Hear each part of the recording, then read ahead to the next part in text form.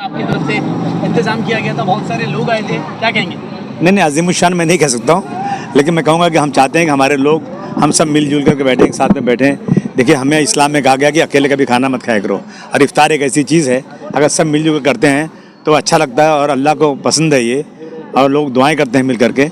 इसलिए हमने आज अपने इस तरफ के लोगों को, देखिए हमें बहुत सारे लोग तो बुला नहीं सकते, इतना बड़ा मैदान तो है नहीं, जितने लोगों को बुला सकते थे बुलाए उसमें, और इफ्तार के आने वाला का मैं बहुत बहुत शुक्रिया अदा करता हूँ जो लोग अपना वक्त देकर हमारी इफ्तार पार्टी में आए। भाई इस गंगा जमुनी जो तहजीब है यहाँ पर दिखाई दे रहा है। देखिए, यही हिंदुस्तान की रवाज है, यही हमारी संस्कृति यही है कि हिंदू, मुस्लिम, सिख, ईसाई, पारसी सब मिलकर के साथ रहें, जिसका भी जो त्यौहार हो एक दूसरे के साथ मिलकर रहे। लेकिन क्या हो रहा है आज 2014 के बाद ना इस मुल्क में धर्म के नाम पर राजनीति हो रही है, और एक बहुत बड़े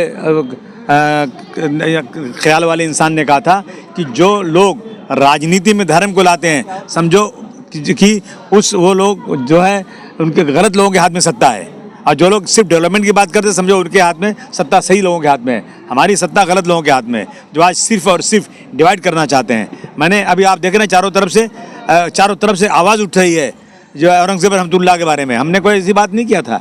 मैं पूछना चाहता हूँ, 300 साल पहले हो गया, आज तक कब्र क्यों नहीं खोदा उन लोगों ने? जब अगर औरंगज़ेब रहमतुल्लाह बहुत ख़राब थे तो उनकी कब्र तो उसी वक्त खोद देना चाहिए था। 300 साल से आज तक नहीं खोदा। अब इंतज़ार था, इस बात का इंतज़ार था कि फडणवीस साहब की सरकार आएगी और एकनाथ शिंदे साहब की सरकार आएगी तो फिर ये कब्र खोदी जाएगी। इसका पहले क्या लोग वो नहीं थे जो लोग सम्मान करते थे शिवाजी महाराज का, जो लोग संभाजी महाराज का सम्मान करते थे? क्या इसके पहले लोग नहीं थे? लेकिन इस तरह की चीज़ें ला करके ना सिर्फ और सिर्फ डिवीज़न, मुसलमान अगर बोल देगा तो उसकी खैर नहीं, लेकिन अगर आज हज़ारों लोग टीवी पे बोल रहे हैं, मैंने भी टीवी पे बोला था, मैंने कोई ज़मीन पे नहीं बोला था, हज़ारों, मगर मेरे खिलाफ इतना बड़ा मामला, और आज हज़ारों लोग बोल रहे हैं, पूरी दुनिया में रिसर्च हो रही है। आप देखो जो है आज जो है इसमें सोशल मीडिया पे रिसर्च किया जा रहा है कि कौन थे औरंगज़ेब रहमतुल्लाह अलैह, कौन थे शिवाजी महाराज, कौन थे संभाजी महाराज, क्या ताल्लुकात इनके थे, ये सब रिसर्च किया जा रहा है। हमने आज तक कभी शिवाजी महाराज के खिलाफ या संभाजी महाराज के खिलाफ बोलने की बात तो नहीं सोचा भी नहीं कुछ है, लेकिन लोग बोल रहे हैं, लगातार बोल रहे हैं। हमारी सरकार कब उन पर कार्रवाई करेगी?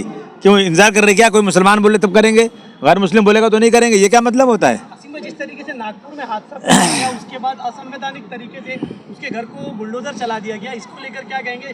जब आरोपी या किसी को कोई मुस्लिम अपराधी निकलता है उसका घर डेमोलिश कर दिया जाता है, उसको लेकर क्या कहेंगे? नहीं, मुसलमानों के साथ एक आफत आई हुई है, क़यामत आई हुई है। ये सरकारें जो हैं बगैर किसी मतलब के किसी चीज़ के इस तरह से मुसलमानों के साथ ज़्यादती कर रहे हैं। पहले इंक्वायरी कर लीजिए आप, क्या वजह है, क्या हुआ था, क्यों ऐसा हुआ था। ये सब करने के बाद जो कसूरवार हैं, कसूरवार के साथ धर्म देखकर नहीं बल्कि इंसाफ के साथ डॉक्टर भीमराव अंबेडकर के संविधान को देखते हुए लोगों के साथ कार्रवाई होना चाहिए। ज़बरदस्ती धर्म के नाम पर कार्रवाई करना मैं समझता हूँ बहुत गलत है। उसी रामपुर के अंदर एक बच्चा 40 साल का बच्चा जा रहा था, इटारसी जा रहा था उसी दिन, और रिक्शे वाले ने बोला कि मैं आगे नहीं जा सकता हूँ, आगे कहीं फसाद है, मैं नहीं जा सकता हूँ, उतार दिया उसको। वो स्टेशन नहीं पहुँचा, रास्ते में उसको मार डाला जान से।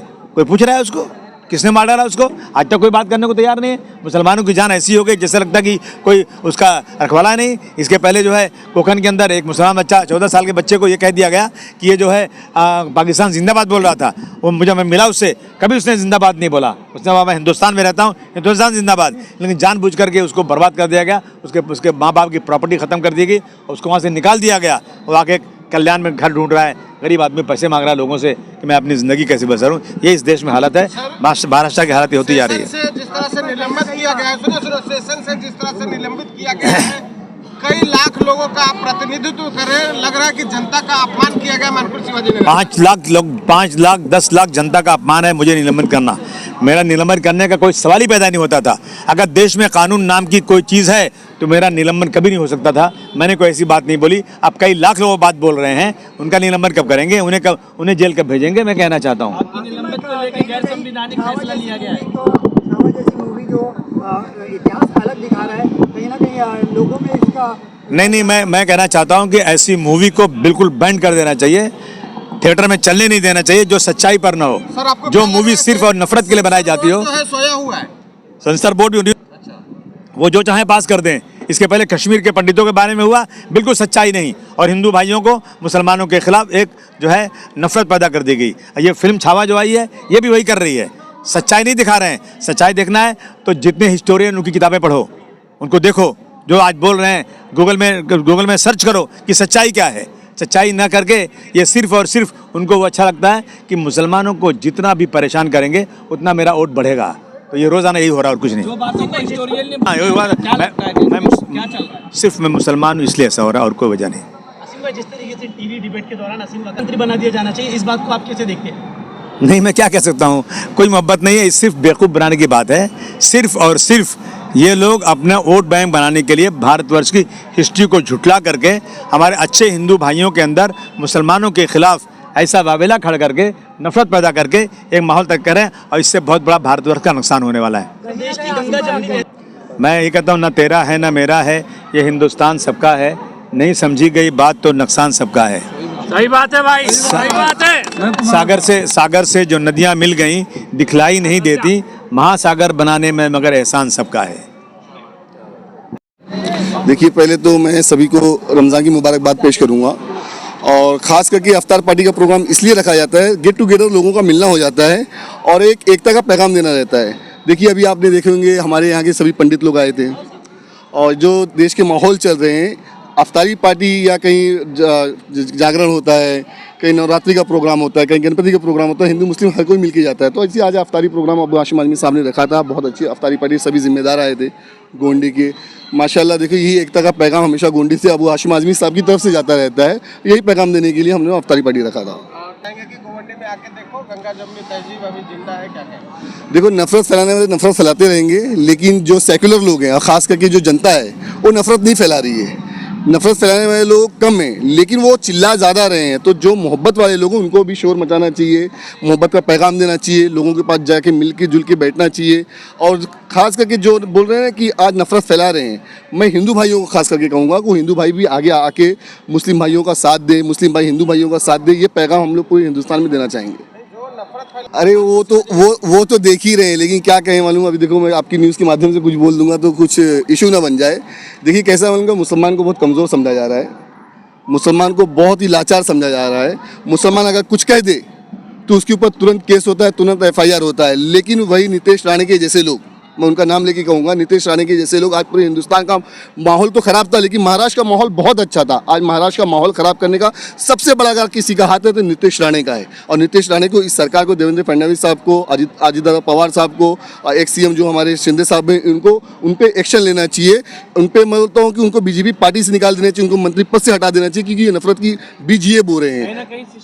दोहरा रवैया आज से नहीं, आज ये पिछले 15 साल से अपनाया जा रहा है। लेकिन महाराष्ट्र में ये नहीं था, लेकिन महाराष्ट्र में ये देखने मिल रहा है। देखिए नागपुर हिंसा में क्या हुआ। आज देखिए, जो दूसरे समाज के लोग थे उनको 3-3 हज़ार जमानत पे छोड़ दिया गया, लेकिन जो मुसलमान थे उनको अभी तक अंदर रखा गया है, अभी तक उनको अंदर रखा गया। नीतीश राणे बोलता है कि मस्जिद में घुस के मारेंगे, नमाज नहीं पढ़ने देंगे, उनके ऊपर कोई FIR नहीं होता, क्योंकि जिसकी सत्ता है, बोलते ना, जिसकी लाठी उसकी भैंस है। वही चल रहा है आज के समाज में। हम लोग यही चाहेंगे कि अल्लाह से दुआ करते हैं, देखिए जो उसमें दोषी हैं उसको सख्त से सख्त कार्रवाई होना चाहिए। अरे इनको, ये जाहिलों को ये नहीं मालूम कि औरंगजेब रहमतुल्लाह अलैह का फ़ोटो कौन सा था और बहादुर शाह जफर का फ़ोटो कौन सा था। ये ऐसे अंधभक्त हो चुके हैं, दाढ़ी टोपी वाला दिख जाए तो बस उनके नारे लगाना शुरू कर देते हैं, उनके बारे में बुरा भला कहना शुरू कर देते हैं। और ख़ास करके जो बॉलीवुड में जो मूवी बना रहे हैं, जैसे छावा जैसी मूवी बनी है, फिर अपना कश्मीर फाइल बनी है, केरला स्टोरी बनी है, ये सब एक प्रोपेगेंडा फैलाने के लिए मुसलमानों के बीच में, मुसलमानों के लिए, हिंदू भाइयों के दिलों में सिर्फ जहर घोलने के लिए सब मूवी बनाई जा रही है। तो ऐसी मूवियों को भी बैन किया जाए, जो सही हिस्ट्री है, जो सही चीज़ें हैं वो दिखाई जाए। कहीं ना कहीं आप ये कहना चाहते हैं जी, इस तरह की जो पिछले 15 साल से टारगेट किया जा रहा है। पद्मावती से शुरुआत हुई थी, मैं आपको बता दे रहा हूँ आपके न्यूज़ के माध्यम से, पद्मावती मूवी से स्टार्ट हुई थी और ये छावा मूवी पे देखो खत्म हुई। और भी कुछ मूवी निकालेंगे ये लोग, और भी कुछ बातें लेके आएंगे। हिंदू मुसलमान एक्चुअली देखो, एक हरी टोपी लगा देंगे किसी मुसलमान दाढ़ी वाले लोग को, और किसी को भगवा कलर पहना देंगे, और ये दिखाएंगे ये क्रूर शासक था, ये क्रूर लोग हैं, ये मुसलमान ऐसे होते हैं। ये एक दिलों में जहर बोया जा रहा है, दिलों में जहर बोया जा रहा है। अरे 101% चलता था। अच्छा, मैं क्या बोल रहा हूँ, इनमें इतनी ही ताकत है, इतना ही सत्ता का पावर है ना। बाला साहब के साहबजादे उद्धव साहब ठाकरे ने क्या कहा, गद्दार को गद्दार नहीं कहेंगे तो क्या कहेंगे। उनके ऊपर जाइए ना, शिवसैनिक जो अपने आप को असली शिवसैनिक कहते हैं, उनका जाके घर तोड़िए ना, वो मजा चिखाएंगे। लेकिन किसी कमज़ोर तबके को जाके टारगेट करना, अरे मुसलमान तो ऐसी बेसहारा लाचार हो चुका है। मुसलमान के जितने कायद थे उनको भी ख़त्म कर दिया जा रहा है। आज़म खान साहब से लेके इरफान सोलंकी साहब से लेके जितने भी लोग थे सबको, अबू हाशिम आज़मी साहब को भी टारगेट कर रहे हैं। देखिए जब तक इनकी सत्ता है कब किसको जेल में उठा के डाल दे, कब किसको गुनहगार साबित कर दे, क्या मालूम। अल्लाह से दुआ है कि हम लोग हिंदुस्तान में हिंदू मुस्लिम भाई सब लोग मिल के रहें, ये हम लोग एकता का पैगाम देना चाहते हैं। अस्सलाम वालेकुम। रमज़ान की बहुत बहुत मुबारकबाद। और आज हमारे एमएलए जनाब अबू हाशिम आज़मी की तरफ से ये एक बड़ी अफ्तार पार्टी रखी गई थी और माशाल्लाह से आपने देखा कि सारे जाति धर्म के लोग यहाँ पर आज आए थे और उन्होंने इफ्तार किया और अल्लाह पाक से दुआ की कि ये जो फ़िरका परस्ती की राजनीति चल रही है किसी तरह से यहाँ से ख़त्म हो जाए और भाईचारा कायम रहे। कहना चाहेंगे कि शिवाजी नगर में एक बार आओ और यहाँ पर लोग कैसे किस तरह से रह रहे हैं आके देखो। नहीं, शिवाजी नगर ही नहीं और भी बहुत सारी जगह मैं समझती हूँ जो ज़मीनी लोग हैं वो कहीं भी ये जात पात भेदभाव में नहीं जाते, वो सारे मिलजुल के एक साथ रहते हैं। क्योंकि आप कहीं भी किसी भी एरिया में चले जाइए, हर हिंदू हर मुस्लिम आपको हर जाति का इंसान उस एरिया में मिलेगा। तो कहीं भी जात पात की लड़ाई लोगों में नहीं है, ये सिर्फ राजनीतिक लड़ाई है। और राजनेताओं से कहना चाहती हूँ कि अपने स्वार्थ के लिए आम जनता को लड़ाना छोड़ दीजिए, क्योंकि हर किसी को मरना है और ये बरहक है मौत, तो इसलिए मौत के खौफ से डरिए और राजनीति और कुर्सी के लिए गंदा खेल मत खेलिए, क्योंकि मर के अल्लाह पाक को मुँह दिखाना है। फिर से एक बार आप सभी को रमज़ान के साथ 8 दिन में ईद भी है, ईद मुबारक सबको, पूरे आलम इस्लाम को। उम्मीद करती हूँ कि सबकी ईद अच्छी गई, रमज़ान अच्छा गया होगा और आने वाली ईद भी और बेहतर जाए। धन्यवाद। बिल्कुल, सबसे पहले तो हम हमारे एमएलए अबू हाशिम आज़मी से आपके बहुत शुक्रगुजार हैं। उन्होंने एक अफ्तारी की यहाँ प्रोग्राम रखा और खुशी की बात है कि सारे समाज के लोग एक साथ मिलकर हिंदू मुस्लिम की एकता भी यहाँ पर देखने को मिली और सबने भाईचारगी के साथ में अफ्तार की दावत की। और हमारा उद्देश्य यही कि हमारे गोंडी शिवाजी नगर में हमेशा अमन व अमान कायम रहे, भाईचारगी रहे, सब एक दूसरे के साथ मिलजुल के रहे। दिवाली का वक्त आए तो हम इनके घर पर जाएँ, जब ईद का वक्त आए तो ये हमारे घर पर आए और जो गंगी जमनी जो तहजीब है वो कायम रहे। और हम दुआ करते हैं कि जो भी इसमें इस ईद के मौके पे परेशान हाल भाई रहेंगे, तो सारे लोगों से गुजारिश करूंगा कि सब एक दूसरे के अड़ोस पड़ोस के लोगों देखें, ताकि ईद हर एक आदमी के घर पे खुशी से मनाई जाए, कोई भी इसमें महरूम ना रह पाए।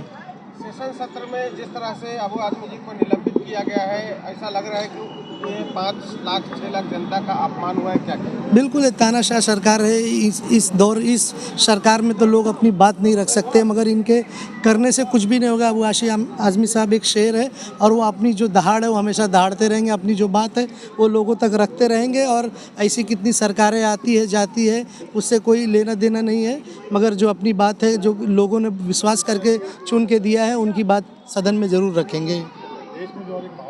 देखो, कुछ सांप्रदायिक ताकतें हैं जो इस देश के माहौल को ख़राब करना चाहती है, मगर हमारे साथ बहुत सारे हमारे हिंदू भाई, सिख भाई हमारे साथ है, जो हमारे कंधे से कंधा मिलाकर है, जो कहते हैं कि कुछ लोग हैं जो ख़राब कर रही है, सारे लोग नहीं है। बस तकलीफ़ ये है कि जो अच्छे लोग हैं चुप क्यों हैं, उनको भी अब बढ़ चढ़ के इसमें हिस्सा लेना चाहिए। और मैं खास करके अपने हिंदू भाइयों से गुजारिश करूंगा, हम आपके भाई, हम इस देश के रहवासी हैं, हम सबको मिलकर जो गलत लोग हैं इनको खदेड़ भगाना और देश में सिर्फ अमन व अमान रहेगा, शांति रहेगी।